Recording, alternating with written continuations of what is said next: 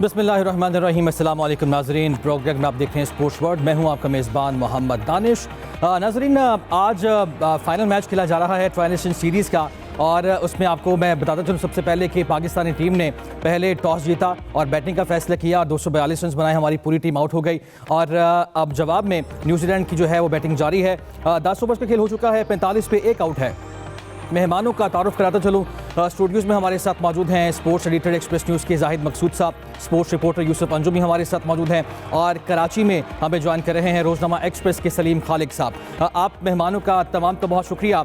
सवाल करूँगा, मैं आगाज़ करूँगा सलीम खालिक साहब से, लेकिन उससे पहले मैं बताता चलूँ कि आज की जो पाकिस्तानी टीम की परफॉर्मेंस रही है, ओपनिंग जोड़ी हमारी एक बार फिर से नाकाम दिखाई दी। फ़खर जमान ने महज 10 रन बनाए, उनकी इनिंग्स में 15 बॉल उन्होंने खेली और इसके साथ साथ उन्होंने 2 चौके लगाए हैं। महज 10 रन बनाए, आउट हो गए। बाबर आजम जिन्होंने कहा था कि किंग शिंग मुझे ना कहा जाए, उन्होंने महज 29 रन बनाए हैं। आगाज़ करेंगे, सलीम खालिक साहब हमारे साथ मौजूद है। सलीम साहब, स्टेडियम के अंदर मौजूद है, आप मैच भी देख रहे हैं, अब तक की जो परफॉर्मेंस है टीम की, उस पर क्या कहेंगे आप?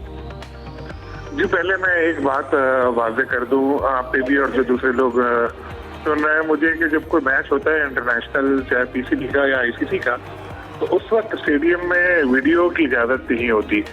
तो इसलिए एक तो मुझे कॉल पे आना पड़ा, दूसरा अगर बैकग्राउंड में कुछ आवाज़ें वगैरह आए तो उसके लिए बेहद माजरत, क्योंकि लोग यहाँ पर और भी हैं। अब आते हैं मैच की तरफ, तो अब तक की परफॉर्मेंस तो ज़ाहिर सब देख रहे हैं, बहुत ही मायूस कुन है। और कहते हैं ना, 4 दिन की चांदनी फिर अंधेरी रात, ये तो 2 दिन की भी चांदनी नहीं हुई अभी तक और अंधेरी रात आती नजर आ रही है। होपफुली ऐसा ना हो और बॉलर मैच को बिल्कुल तब्दील कर दे, लेकिन अब तक अगर आप पूछें तो पाकिस्तान टीम थोड़ी बैकफुट पर है और वजह हमेशा की तरह वही बैटिंग। आज भी हमारी इब्तदाई 3 विकेटें जल्दी गिर गई और उसके बाद सलमान ने और रिजवान ने थोड़ा सहारा दिया, लेकिन जाहिर है हर मैच में उस तरह की इनिंग सामने नहीं आ सकती थी जैसे पिछले मैच में हमने देखी, बड़ी उन्होंने सेंचुरियां बनाई थी और इस बार वो खेले 88 की पार्टनरशिप बनाई, लेकिन रन रेट भी थोड़ा स्लो रहा। बाद में हमारे जो प्लेयर्स थे वो फिर परफॉर्म नहीं कर सके और फहीम अशरफ, टीम बैटिंग उनकी आई, 2 दफा उन्हें कैच ड्रॉप हुआ, 1 दफा उन्होंने कहा अब तो पकड़ लो भाई, मैं चौथा चांस ही दूंगा, तो न्यूजीलैंड ने पकड़ ही लिया उनके कैच, तो वो भी कुछ नहीं कर सके। बाबर किंग शिंग ना कहो, अगर उन्होंने कहा तो बेचारों को कुछ शर्म आ रही होगी आजकल उनको, जब किंग लोग कहते होंगे, क्योंकि इंसान को जो लक़ब मिलता है अगर वो उस हिसाब से परफॉर्म नहीं कर रहा हो तो उसको फिर, जैसे पहले किंग कहते थे तो कभी बाबर ने नहीं कहा कि मुझे किंग ना कहा करो, खुश होते थे वो इससे। लेकिन अब चूंकि बेचारे की परफॉर्मेंस अच्छी नहीं है तो उनको थोड़ा अजीब लगता है। अल्लाह करे वो फॉर्म उनकी वापस आए और दोबारा वो बोले हाँ मुझे किंग कहो, लेकिन वो यही रहे कि सेट होकर विकेट गंवा रहे हैं। आज भी यही हुआ कि वो बहुत अच्छे स्ट्रोक्स उन्होंने खेले, स्टेडियम में लोग बड़े महसूस हो रहे थे, लेकिन फिर एकदम से वो आउट हो गए। फखर भी नहीं चल पाए और फिर हम कोशिश कर रहे हैं सऊद शकील को, टेस्ट प्लेयर को वाइट बॉल में भी लाने की, लेकिन वो दूसरी दफा आज नाकाम साबित हुए। तो जो गलतियां हम लोग शुरू से निशानदेही करते चले आ रहे हैं इस शो में भी सिलेक्शन के हवाले से, वही चीजें नुमाया हो रही हैं अब कि रेगुलर ओपनर नहीं होना और नाम में हाथ कुछ ऑलराउंडर्स को लेना, उनकी परफॉर्मेंस भी एक्सपोज हो चुके हैं वो लोग भी, खुद भी, और फिर जो चीजें हम लोग कह रहे थे, बातें कर रहे हैं, वो नजर आ रही हैं। लेकिन बात हुई है कि अब चैंपियंस ट्रॉफी भी शुरू होने वाली है, अब तनकीद को छोड़कर हमें यही करना है कि टीम को हौसला बढ़ाना है, लेकिन इसके साथ टीम को जीतना भी चाहिए।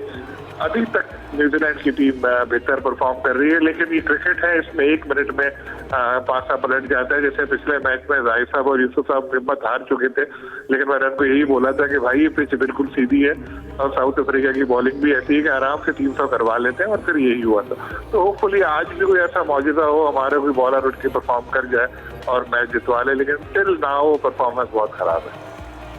टिल नाउ परफॉर्मेंस बहुत ख़राब है। सलीम साहब, बड़ी मौज़ूआत हैं आज जिस पे हम गुफ्तगू करने जा रहे हैं, और जाहिद साहब आपकी जानिब का जिस तरह आपने सलीम खालिक साहब की गुफ्तगू सुनी, एक तो आपके हौसले की बात की, लास्ट टाइम जो मैच था टोटल बड़ा अच्छा था, उसके बाद देखा हमने परफॉर्मेंस जिस तरह से बेहतरीन बैटिंग का मुजाहिरा किया गया, सलमान अली आगा और मोहम्मद रिजवान ने कैप्टन इनिंग्स खेली, उसके बाद आज ये लग रहा था कि पाकिस्तानी टीम अच्छा टोटल कर पाएगी, लेकिन क्या कहेंगे अब तक की परफॉर्मेंस पे आप?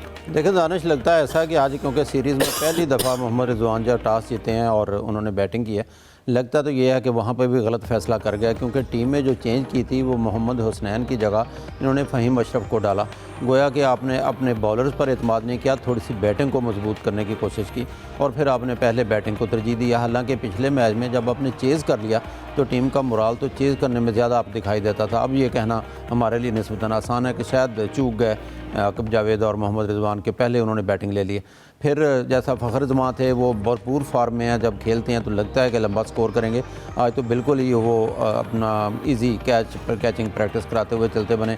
बाबर का बार बार ज़ाहिर हम जिक्र करते हैं, और बाबर पिछले अगर कई मैचेस बाबर के उठा कर देख लें, स्टार्ट उनका बहुत अच्छा होता है। जैसा उन्होंने खुद कहा कि वो कोशिश करते हैं कि बड़ा स्कोर कर सकें, लेकिन आज उन्होंने 28 रन बनाए। सबसे पहले जिस तरह आपने कहा कि पाकिस्तानी टीम ने आज, रिजवान ने आज पहला टॉस जो था वो जीता था और पहले ही हमने बैटिंग का फैसला किया, तो इस फैसले को आप गलत समझ रहे हैं? और दूसरा एक और बड़ा अहम एस्पेक्ट है पिच को आपने किस तरह से रीड किया? देखिए, पहले जितने मैचेस हुए हैं वो वनडे के लिए बिल्कुल परफेक्ट पिचेस थी, लाहौर में भी और कराची में भी।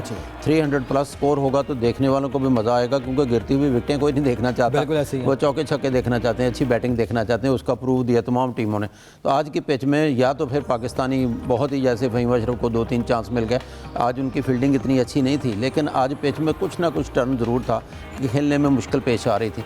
और पाकिस्तानी टीम ने अच्छी बैटिंग का मुजाहरा भी नहीं किया, जैसे पहले भी जिक्र हो चुका है कि जाहिर है हर मैच में रिजवान और सलमान आगा तो करने से रहे। आज चौथी विकेट पर उन्होंने गालबन 80 के करीब उन्होंने या 88 बनाए हैं। वो ना देखें तो स्कोर पाकिस्तान का बहुत कम है। एंड पे फिर नसीम के भी कोई अच्छा स्कोर हो गया, थोड़ा सा फ़हीम भी हिस्सा डाल के, बेशक उनके कैच गिरे, तो स्कोर इतना बड़ा नहीं, फाइटिंग नहीं है। और जैसा आपने शुरू में कहा, जब प्रोग्राम स्टार्ट हुआ है कि 10 ओवर में 45 हैं, जब तक उनकी विकटें नहीं गिरेंगी तब तक हम ये उम्मीद रखें कि पाकिस्तान जीत जाएगा, बहुत मुश्किल होगा। विकटें लेना बहुत ज़रूरी है, क्योंकि अब पीछे देखें उनके केन विलियमसन है, डेवन कॉनवे जिनको पहला मैच नहीं दिया था और रचन रविंद्रा को शामिल किया, अनफिट होकर ये आ गए, ये उनसे भी खतरनाक खिलाड़ी हैं। फिर इसके बाद मिचेल मौजूद हैं, उसके बाद उनके फिलिप्स मौजूद हैं, एक लंबी बैटिंग लाइन है। फिर उनके कैप्टन जो सेंटनर हैं, बेहतरीन ऑफ स्पिनर कहना चाहिए। आज उन्होंने सिर्फ 20 रन दिए, 2 विकेटें, और वो स्कोर भी करते हैं मुश्किल टाइम में। तो न्यूजीलैंड का मोराल इस वक्त अप है, लेकिन फिर हम उसी उम्मीद पर जिंदा होते हैं कि हो सकता है प्रेशर में आ जाए टीम। शुरू में बहुत स्लो खेली है, शुरू में बहुत स्लो खेली है न्यूजीलैंड की टीम। अच्छा यूसुफ, आप किस तरह से देख रहे हैं पिच? आपने जिस तरह जाहिद साहब ये फरमा रहे थे कि हमने जो भी मैचेस देखे लाहौर से लेके कराची तक, तमाम में 300 प्लस हुआ, और फिर हमने पाकिस्तानी तारीख रकम की चेस भी किया 350 प्लस। आज की पिच डिफरेंट लगी आपको कुछ?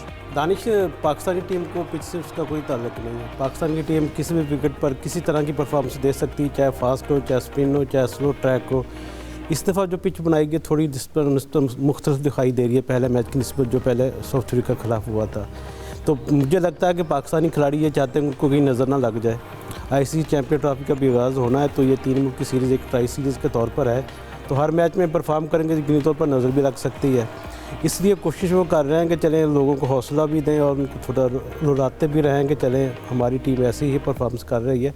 अभी तक पाकिस्तानी टीम का लाने का हिस्सा करार दे रहे हैं आज की बैटिंग को। अभी तक पाकिस्तानी टीम की कम्बिनेशन बन ही नहीं पाया है।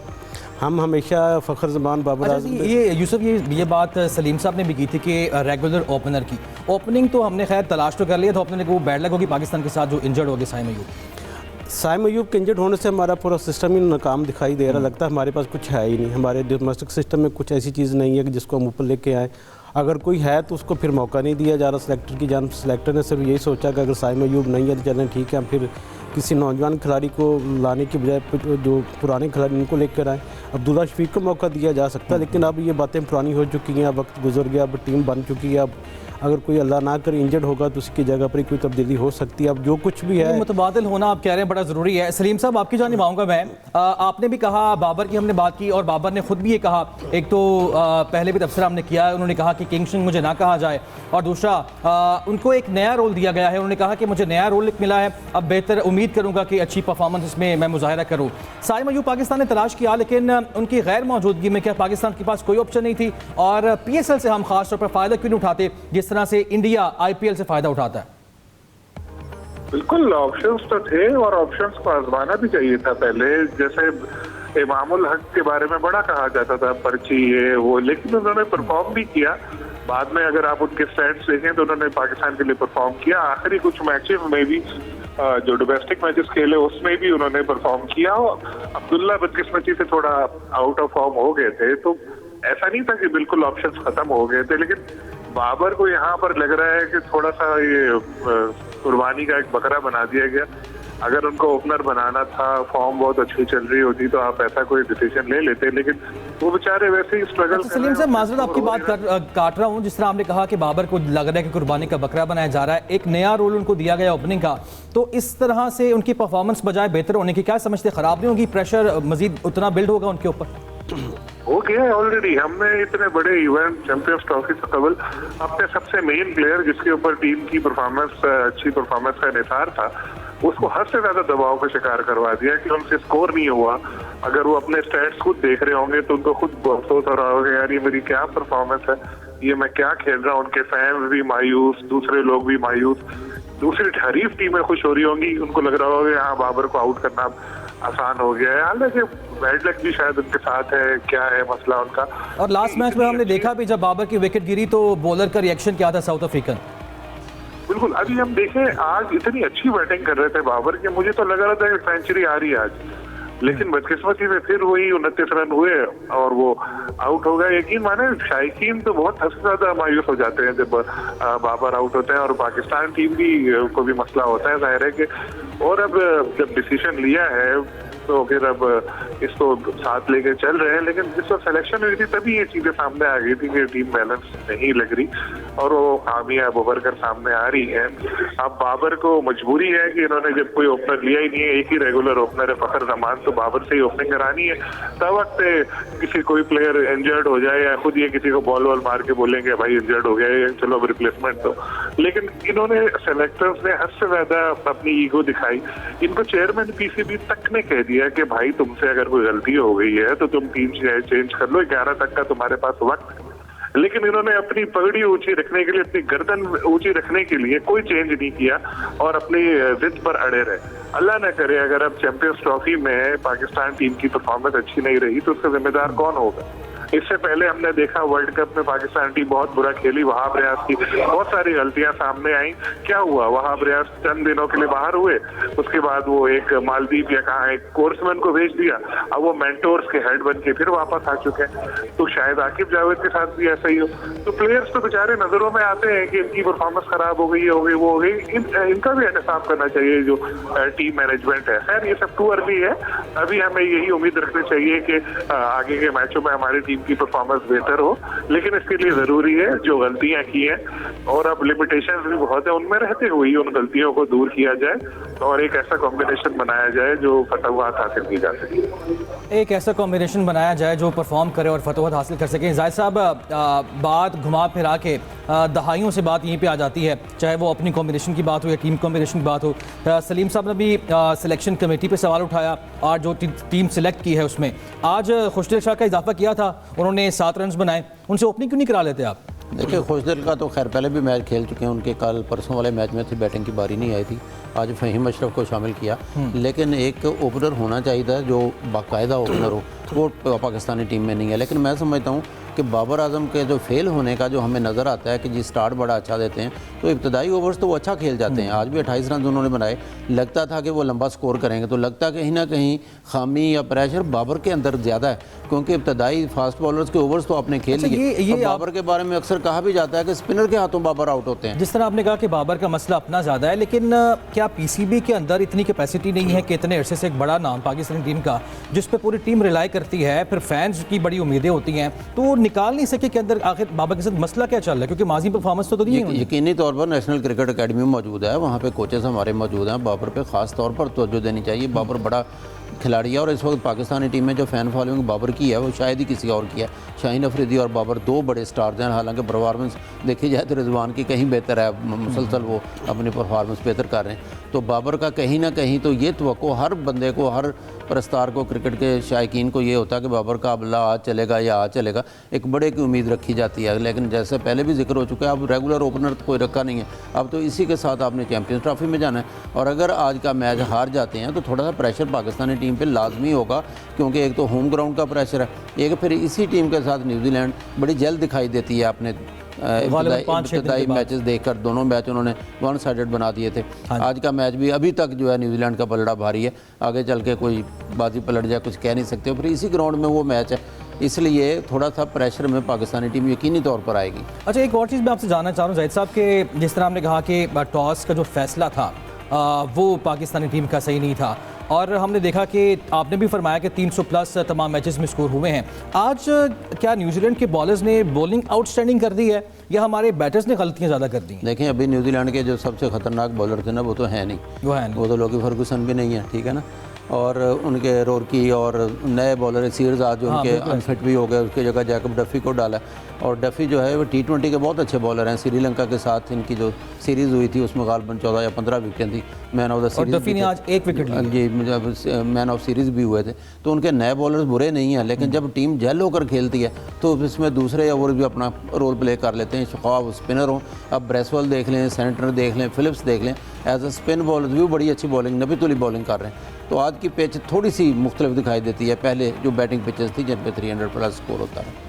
आज की पिच डिफरेंट लगती है। यूसुफ, आपकी जानिब आऊँगा। एक और हम क्योंकि टीम सिलेक्शन पे भी बात कर रहे हैं, खुशदिल शाह की परफॉर्मेंस देखी, पहले भी उन्होंने हमारी उम्मीदों पे पूरा नहीं उतरे, आज भी वही किया। और दूसरा मैं आपसे ये भी जानना चाह रहा हूँ कि क्या आप स्पोर्ट्स कवर भी करते हैं, तो जो हारिस राउफ साहब की इंजरी थी उसकी एक तो बताइएगा कंडीशन क्या है, और दूसरा मैं ये भी जानना चाह रहा हूँ कि अगर वो टीम में वापस आते हैं, अगर फिर से उनकी इंजरी दोबारा से वही इंजरी का सामना करना पड़ता है, फिर हमारे पास क्या मुतबादल ऑप्शन बचती है? देखें दानिश, पहले मैं थोड़ा बाबर आजम का जिक्र करता हूँ। आपने जिक्र किया ओपनिंग पोजीशन के हवाले से, ओपनिंग पोजीशन का क्राइसिस ज़रूर है, लेकिन ये कैसे हो सकता है कि बाबर आजम से पूछकर उसके ये पोजीशन ना दी गई हो? बाबर आजम को जानबूझकर या मजबूरन ओपनर के तौर पर नहीं खिलाया जा रहा, उससे बात करके उससे कन्फर्मेशन के बाद ही उसको एतमाद में लेकर इस पोजीशन पर लाया गया है। तो बाबर आजम एक बड़ा खिलाड़ी है, 1 पोजीशन के बाद मेरे ख्याल इतना ज़्यादा फ़र्क नहीं पड़ता कि आप उससे। लेकिन मैं आपकी बात काट रहा हूं, देखें अपने आप को, अपने आप पे जितना सेल्फ बिलीव होना चाहिए, बाबर को ये क्यों कहना पड़ गया आखिर कि मुझे किंग शिंग ना कहें?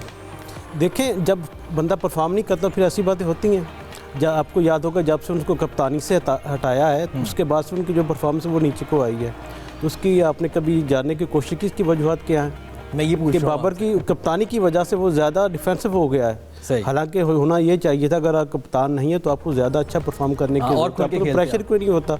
लेकिन अब क्योंकि वो कप्तानी को शायद अभी तक हजम नहीं कर पाए कि मैं कप्तान अब भी नहीं हूँ, या शायद इसी चक्कर में अभी तक वो अपने आप को खुलकर इजहार भी नहीं कर पाए।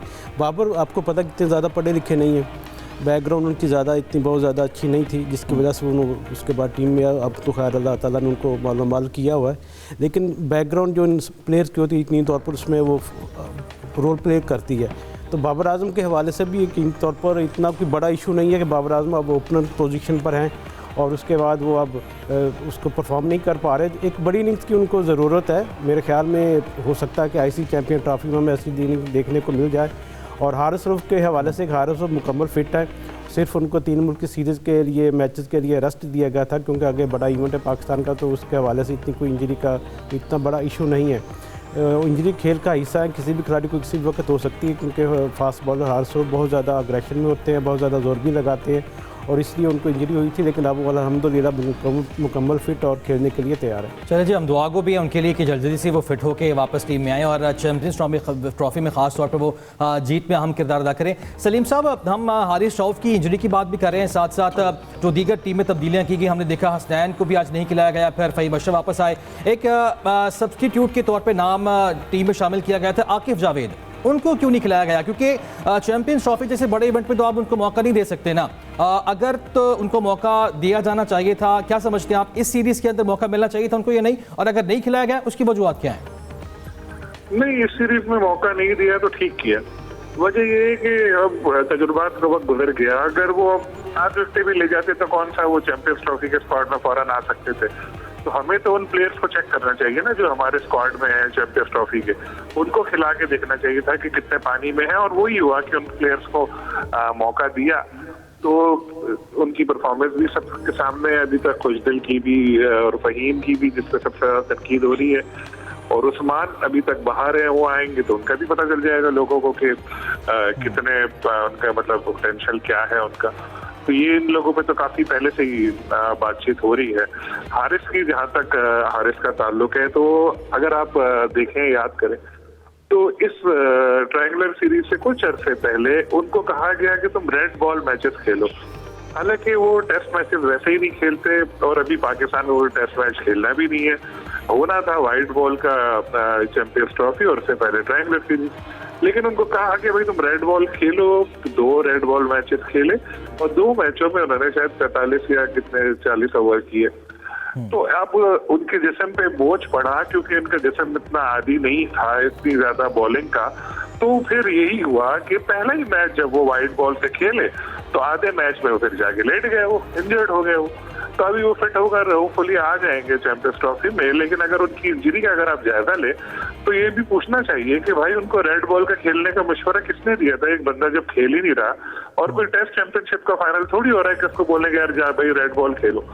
तो कुछ चीजें ऐसी हुई हैं जो बिल्कुल समझ से बाहर है, जिसकी वजह से हमें नुकसान उठाना पड़ रहा है। और फुली जैसे अभी यूसुफ साहब बता रहे थे कि हारिस की इंजरी इतनी से ज्यादा नहीं है और वो खेलेंगे चैंपियंस ट्रॉफी का पहला मैच। चले, बहुत अच्छी बात है, लेकिन अगर वो इंजरी उनकी ज्यादा खतरनाक होती तो पाकिस्तान टीम के लिए मसला बन सकता था, क्योंकि हारिस जो है उनके बारे में मशहूर है कि आखिर में डेथ ओवर में अच्छी बॉलिंग करते हैं। हालांकि अगर देखें स्टैट्स तो वो भी महंगे साबित होते हैं, लेकिन फिर भी उनकी बॉलिंग अभी जो मौजूदा हम खिला रहे हैं, जैसे हमने हसनैन को खिलाया, शाहीन को खिलाया, उनके मुकाबले में तो हारिस काफी बेहतर ही है। तो होपफुली कि चैंपियंस ट्रॉफी का पहला मैच जब होगा तो यही टीम एक मुख्तलिफ रूप में नजर आएगी, क्योंकि पिछला मैच भी जो हम जीते 2 इंडिविजुअल्स की वजह से जीते, वरना हमारी बॉलिंग अच्छी नहीं थी, हमारी टॉप ऑर्डर बैटिंग भी नाकाम थी। सलमान और रिजवान, इन 2 की वजह से हम लोग जीते जिन्होंने सेंचुरियां बनाई थी। और टीम होती है, टीम 11 प्लेयर होते हैं, थोड़ा थोड़ा भी कंट्रीब्यूट करे तो पाकिस्तान जो टीम है वो जीत जाती है। आज हमारे किसी प्लेयर ने कोई 50 भी नहीं बनाई, और ये वो पिचेज है जहाँ पर 30-30 रन बन रहे हैं। अभी देखें हम न्यूजीलैंड की टीम कितने मजे से खेल रही है, ऐसा नहीं है कि उससे खेला नहीं जा रहा। उन्होंने ध्यान में रखा हुआ है कि इतना कम हदफ है, चलो सुकून से खेलेंगे यार, जल्दी क्या है, आराम से 50 ओवर का मैच है, तो अपना वो प्लानिंग से खेल रहे हैं और मजे से आगे जा रहे हैं। तो ये सारी चीजें हम लोगों को भी देखना चाहिए। लेकिन मसला आना ये है कि न्यूजीलैंड से ही पहला मैच होना है इसी ग्राउंड पर, उस न्यूजीलैंड से जिससे पिछले जो 2 मैचेस हुए हैं उसके खिलाफ हमारी परफॉर्मेंस कोई इतनी अच्छी नहीं है। होपफुली इस मैच में कुछ हो मौजूद है, लेकिन अब तक अच्छी नहीं है, मैं ये कहूँगा। तो फिर एक पहले ही मैच में पाकिस्तान टीम एक दबाव का शिकार हो जाएगी अगर आज नतीजा हमारे हक में नहीं आया तो। चलो, नतीजे का तो फिलहाल इंतजार करना पड़ेगा। जाहिद साहब, जिस तरह आपने गुफ्तगू सुनी और सवाल मेरा ये था कि हारिस रऊफ की इंजरी और आकिफ जावेद, इस पे सलमान, इस पे जो सलीम साहब ने जवाब दिया वो आपने सुन लिया। इस पे मैं आपका टेक भी जानना चाह रहा हूँ कि एक तो हारिस रऊफ की इंजरी जिसमें सलीम साहब ये फरमा रहे हैं कि उसमें ज़्यादा किरदार उनका नहीं किसी और का है, जिन्होंने मशवरा दिया कि रेड बॉल में जाएँ, और दूसरा आकिफ जावेद को इस सीरीज़ में मौका मिलना चाहिए था या नहीं? अगर नाम शामिल उनको देखें उनको लिया ही हारिस के मुतबादल के तौर पर लिया था। अगर लेते तो इसी सीरीज़ में लेना था, क्योंकि चैंपियंस ट्रॉफी स्क्वाड का वो हिस्सा नहीं है। वो लेफ्टी बॉलर हैं, अच्छे बॉलर हैं, डोमेस्टिक में उनकी 150 से ज़्यादा विकेटें हैं और बांग्लादेश लीग भी खेले। मुल्तान सुल्तान ने इस दफ़ा उनकी खिदमात ली हैं, दराज कद हैं, बड़े अच्छे बॉलर हैं, लेकिन इन्होंने प्रेफर किया होगा कि फ़हीम अशरफ टीम के साथ थे ताकि उनको भी आखिरी मैच में ट्राई कर लिया जाए। जहाँ तक हारिस रऊफ की इंजरी का तल्लक है, जो मेरी इन्फॉर्मेशन है, अगर कोई इंजरी कैरी कर रहा हो प्लेयर, इसके बावजूद अपने स्क्वाड में उसको चेंज ना करें चैंपियंस ट्रॉफी के स्क्वाड में, जैसे हारिस रऊफ मौजूद हैं, अगर वो दोबारा अनफिट होते हैं तो उनका मुतबादल लेने में मुश्किलात होंगी। मेरी इन्फॉर्मेशन के मुताबिक ऐसे ही उनका मुतबादल नहीं लिया जा सकता जिस प्लेयर को डाउट की वजह से आपने साथ रखा हो। अल्लाह करे वो फिट हों और अच्छा खेल सकें। हो सकता है टीम इंतज़ामिया ने ये प्लानिंग की हो कि पहला मैच नहीं खिलाना, फिर सेकंड मैच में उनको शामिल करना है ताकि उनको ज़्यादा दिन मिल जाए। बहरहाल हमारी दुआएं हारिस के साथ हैं ताकि वो पूरी तरह से फिट होकर पाकिस्तानी टीम में आ सके। अच्छा यूसुफ, आपसे आपकी तरफ आऊँगा मैं। पाकिस्तानी टीम हमेशा से हमारी जो स्ट्रेंथ रही है वो बॉलिंग रही है। गुज़िश्ता काफ़ी अरसे से देखने में ही आ रहा है कि हमारे बॉलर्स भी उस तरह से परफॉर्म नहीं कर पा रहे हैं। अगर सिर्फ आखिरी मैच की हम बात कर लें तो 350 उन्होंने स्कोर करा दिया। इसकी क्या वजूहत समझते हैं? कहाँ पे गलती हैं? क्या हम पिचेस उस तरह की नहीं बना पा रहे हैं या कहीं पे मसला कहीं और है? देखिए दानिश, हमारी जो मेन स्ट्रेंथ है वो इस वक्त ग्राउंड में मौजूद है। शहनशाह अफरीदी हैं, नसीम शाह हैं, और इनसे हमने माजी में भी फतवात हासिल की, इन्होंने हमें कामयाबी भी दिलाई हैं। अब आपको याद होगा कि दोनों खिलाड़ी हमारे इंजर्ड हो चुके हैं, नसीम भी और शाहीन भी। तो इंजरी के बाद इस तरह की रिकवरी बहुत कम फास्ट बॉलर में वो कम बैक करते हैं, उनकी जो स्पीड है वो भी कम हुई है, जो जिसकी वजह से यकीनी तौर पर उनको रन भी पड़ना शुरू हो गए हैं। तो इंजरी के प्रोन होने की वजह से यकीनी तौर पर इनको चाहिए था कि डोमेस्टिक जाकर खेलते। हमारे यहाँ मजबूरी ये है कि बल्कि कह लें कि लोग खेलते नहीं हैं डोमेस्टिक को, डोमेस्टिक को तो वो बिल्कुल इज्जत ही नहीं देते। वो चाहते हैं कि जब हम इंटरनेशनल की टीम में आ गए हैं पाकिस्तान की, तो हम इंटरनेशनल क्रिकेट ही खेलेंगे, हम डोमेस्टिक में क्यों जाकर खेलें। तो यही वजह कि हमारे बॉलर्स को ना तो ज़्यादा इंजरी की वजह से। यूसुफ साहब, पीसीबी का कितना किरदार होना चाहिए? देखें, पीसीबी का सबसे बड़ा किरदार है, क्योंकि वो जब बॉलर फ्री होते हैं हमारे खिलाड़ी, उनको एनओसी दे देते हैं लीग खेलने के लिए, तो कहीं ना कहीं पीसीबी को थोड़ा सा अपना जो है दबाव बढ़ाना पड़ेगा खिलाड़ियों पर कि यार डोमेस्टिक को इज्जत दें। अगर आप अनफिट हैं, रिहैब आपका मुकम्मल हुआ, उसके बाद आप डोमेस्टिक में पहले आएँ, उसके बाद आप टीम का हिस्सा बने। हमारे यहाँ होता है कि हमारे खिलाड़ी इंजर्ड हो जाते हैं, उसके बाद रिहैब करके फ़ौरन अपनी टीम में कमबैक कर जाते हैं बगैर किसी परफॉर्मेंस के, बगैर किसी फिटनेस के। सिर्फ ये होता है फिटनेस टेस्ट भी जो होते हैं वो भी आप समझते हैं कि बस इसी तरह मिला के हो जाते हैं कि ठीक है हमने इसको टीम में लेना है तो आपने इसको पास ज़रूर करना है। तो ये यकीनी तौर पर पाकिस्तान क्रिकेट बोर्ड की जानब थोड़ा तवज्जो देना होगी। अगर इस तरह का चीज़ें होती रहीं तो फिर आपको आगे जाकर मज़ीद मसाइल का सामना करना पड़ेगा। मज़ीद मसाइल का सामना करना पड़ सकता है। बड़ा अच्छा पॉइंट आपने, वैलिड पॉइंट रेस किया कि जब से इनकी इंजरीज़ हुई, इंजरीज़ के बाद से पाकिस्तानी जो बॉलर्स हैं उनकी बॉलिंग मुतासिर हुई है, और फिर डोमेस्टिक में इन्होंने क्यों जाके परफॉर्म नहीं किया, फिर जाके टीम में वापस आते। इस पर जवाब आपसे जाहिद साहब से आपसे भी जवाब लूँगा, और सलीम साहब आपसे भी इसी पे जवाब लूँगा, लेकिन ब्रेक के दौरान में बढ़ना है। ब्रेक से वापस आते नाज़रीन हमारे साथ रहिएगा। तो वेलकम बैक नाज़रीन, एक बार फिर से आपको खुशामदीद कहेंगे। अब तक के मैच की अगर बात कर ली जाए तो 21 ओवर्स का खेल हो चुका है, 89 रन बनाए हैं न्यूजीलैंड ने, और उनकी 2 विकेटें गिर चुकी हैं। उम्मीद करेंगे कि पाकिस्तानी बॉलर्स को जादू दिखाएं और हमें भी खुशी का मौका मिले और हम सेलिब्रेट करें, और इस ट्राई नेशन सीरीज़ की जो ट्रॉफी है वो हम उठाएं। और एक और बात मैं बताते चलूँ आपको कि 19 तारीख से बाकायदा तौर पर मैचेस का आगाज़ होने जा रहा है, और 16 तारीख को ओपनिंग सेरेमनी होने जा रही है चैंपियंस ट्रॉफी की ICC की, जो कि लाहौर के हुजूरी बाग में होगी। यूसुफ, आपकी जानिब आऊँगा। हमने देखा लाहौर का जब इफ्तिताह हुआ कज़ाफ़ी स्टेडियम का, बड़ी गहमा गहमी थी, फिर हमने देखा कि सिंगर्स बुलाए गए, मज़ा आया ये नहीं। और अब ये बताएगा कि क्या तैयारी है चैंपियंस ट्रॉफी के लिए? देखिए दानिश, जो ICC के इवेंट्स होते हैं उसमें इस तरह की तकरीबात नहीं होती। अभी हाल में आपको याद होगा कि 2024 में जो ICC T20 वर्ल्ड कप हुआ था, उसमें भी आपने कोई ऐसी सरगर्मी आपने नहीं देखी थी कि वहाँ की तैयारियाँ आपको दिखाई दें।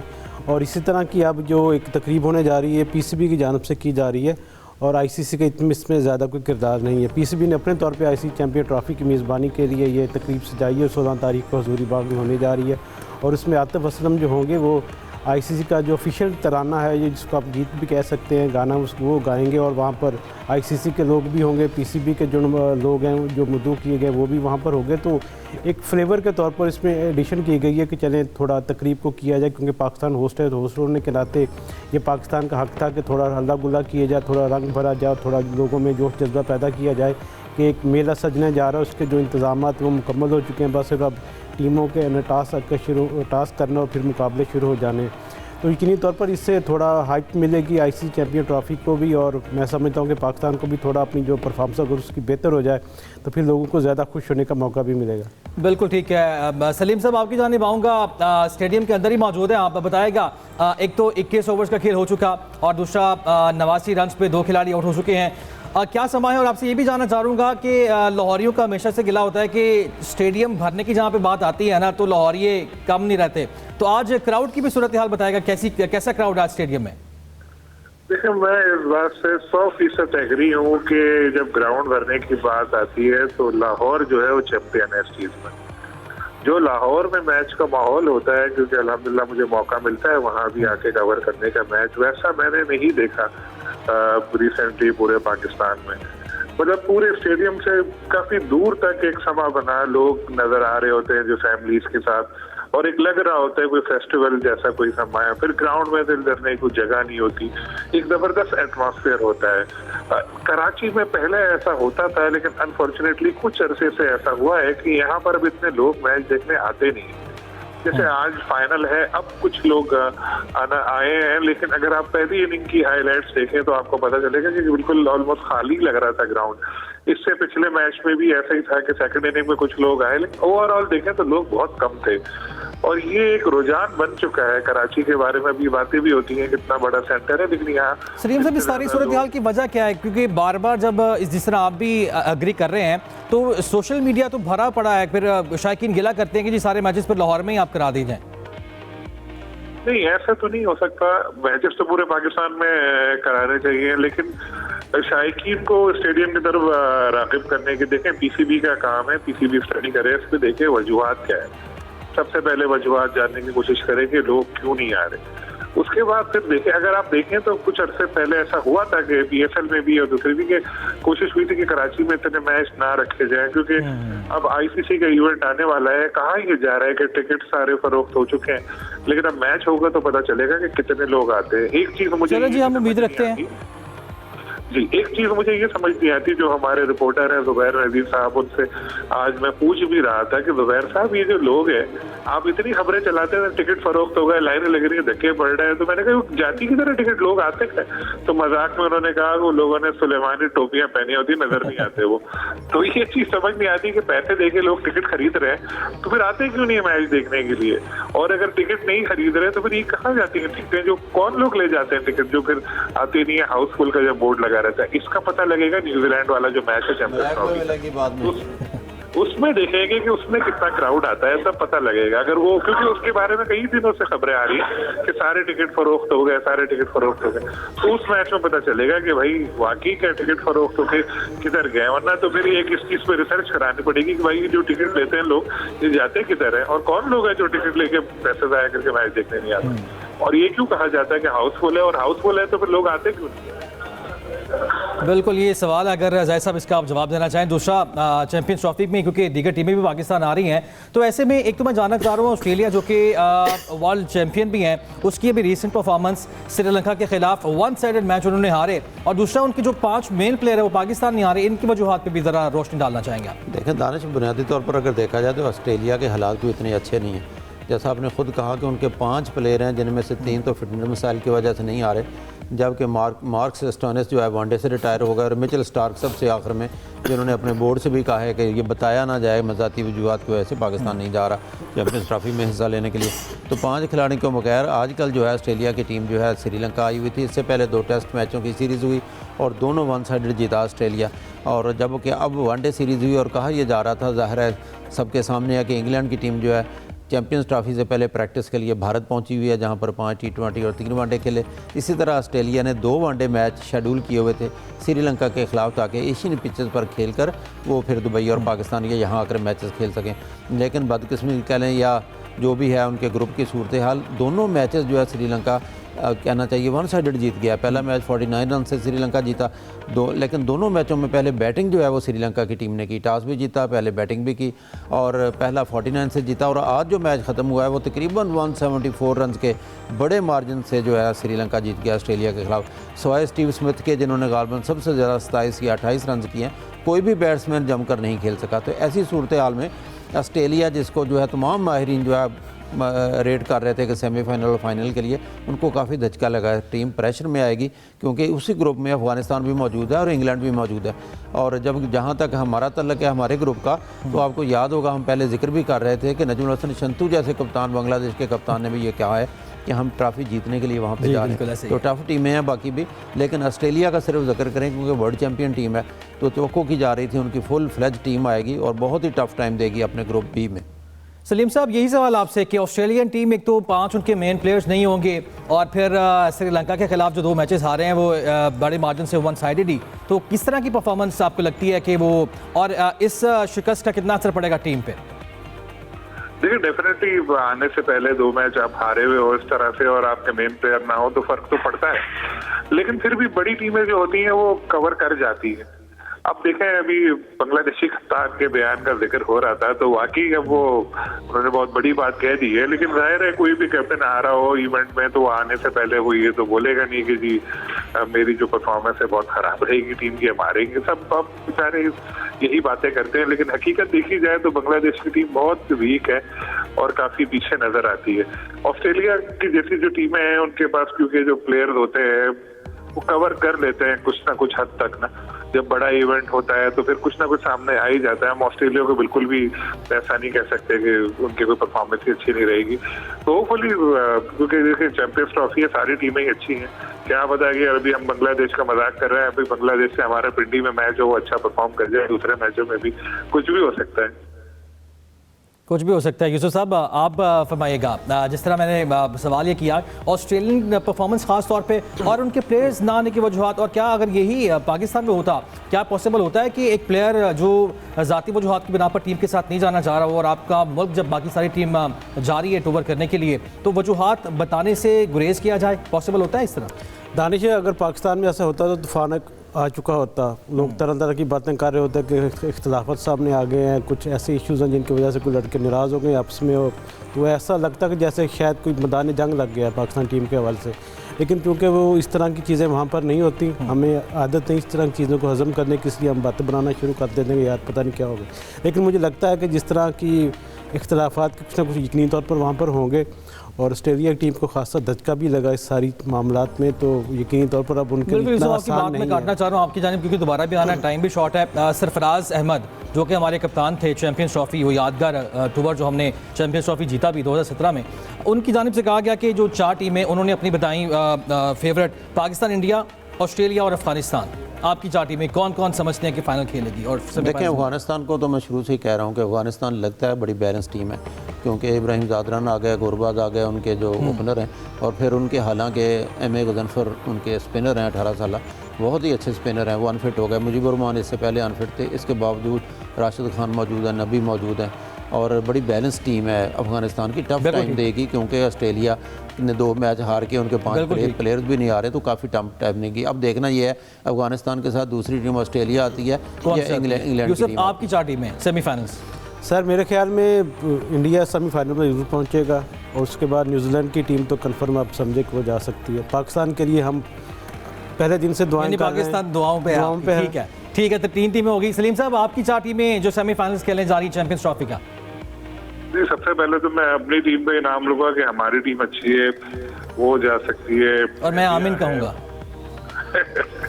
वैसे एक बात बताओ, अभी मैं मैच में मैंने देखा काली बिल्ली रास्ता काट के गई है पाकिस्तानी टीम का। चलें सलीम साहब, टाइम का खासा शॉर्ट है, माज़रत मुझे आपकी बात काटना पड़ी। नाज़रीन, आज के प्रोग्राम से इतना ही इजाज़त दीजिए। अल्लाह।